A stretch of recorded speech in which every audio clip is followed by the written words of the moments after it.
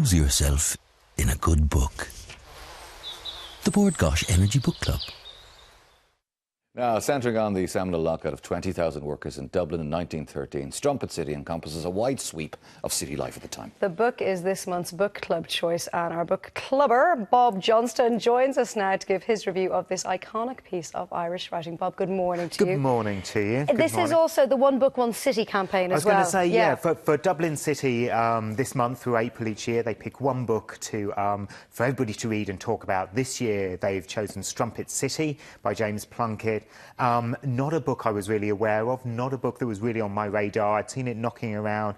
It's fantastic. How did I miss this? So I keep saying it's a bit of a chunky one. It's a bit of a 500 pages. Well, that looks well thumbed, but a lot more well thumbed than ours looks. Not very good, is it? But yeah. It's 500 pages. But you get absorbed into it. I sort of pick it up and you start reading and you get introduced to all these characters, Fitz and Mary and, you know, and Rash's Tierney, which is the one everybody remembers, and Father O'Connor. There's this great raft of characters through it. And it takes them across 8 years, 1907 to 1914, through, as you say, leading up to the Great Lockout of 1913, which, from my ignorance, I must admit, I grew up in England. I had heard of it, but I didn't know the history behind it. I didn't know the politics of it. Plenty of Irish people wouldn't know that much about it either. You'd be surprised, and that's it. Bob. And I'm amazed how much I learned about this, about Jim Larkin, about the work that went on, about what the lockout did to people. 6 months of starvation for the workers. Destroyed the city. Didn't it? But what James Plunkett's amazing at doing is wrapping all of that history and all of that politics up into a great kind of saga across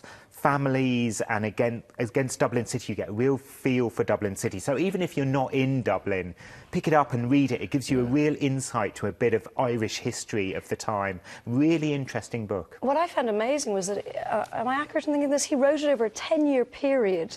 He did. In the evenings after work, which is phenomenal. That's it. I think he was born kind of 1923, if I remember rightly, and this was first published in 1969. So he was actually writing it across the 1960s. And it's quite interesting if you read it from that aspect as well, about socialism and about the interest in the people. And, you know, so it's a really interesting book in the way it's written as well as its subject. Inner City Dublin in the 60s and Inner City Dublin in the 90s. Exactly. There's so many echoes there. And his heart lies with the poor people, with the people living in tenements, you know, 100 people in one house, you know, a family in each room. It gives you a real insight into the way these people are treated. But he does write about kind of all spectrums of society. You had Joyce kind of writing about the middle classes, O'Casey writing about the impoverished, and Plunkett manages to do both. Yeah, and interestingly, he has sympathy with all classes. You know, even the upper class, even the Bradshaws, who own one of the tenement buildings, he has sympathy with them. So he doesn't make it easy, but you know his heart is with the poor people. You know, his heart is really with the people living in those tenements. Some of the descriptions of what they actually had to live in and survive on are absolutely frightening.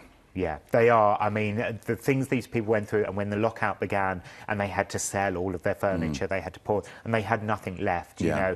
And they literally, he says they lived on cast-me-downs, you know, cast-me-down food, cast-me-down clothes, and it just trickles from the top down to the bottom. To the people at the bottom, Rash's Tierney had nothing at all, you know. But there's a great sense of, and I suppose it's a Dublin thing as well, there's a great lightness, there's a great sense of humour running through the darkness, because it's a bleak, picture. It is. It's a dark period, and you know, and a lot of hard things happen, but it's beautifully written, incredibly readable. You know, you're turning page after page, and as you say, it's kind of, you know, there's humour through it. There's some great characters in it, really good characters. So I say people just pick it up, read it, give it a go. Strumpet City, great book for one city, one book. All right, we will leave it there, Bob. Thank you very much for joining us this morning. What are we going to do now? We'll take the news at 9:30. Here's Brian. Oh, OK. It's gone. So let's go to the news now. This book is the book club choice for this month, and you can send us your reviews to irelandam@tv3.ie, and somebody will win a fabulous playbook. There's the details there. You can post them to us as well. Now, let's do it properly this time. The news is next. Here's Brian Daly. Good book.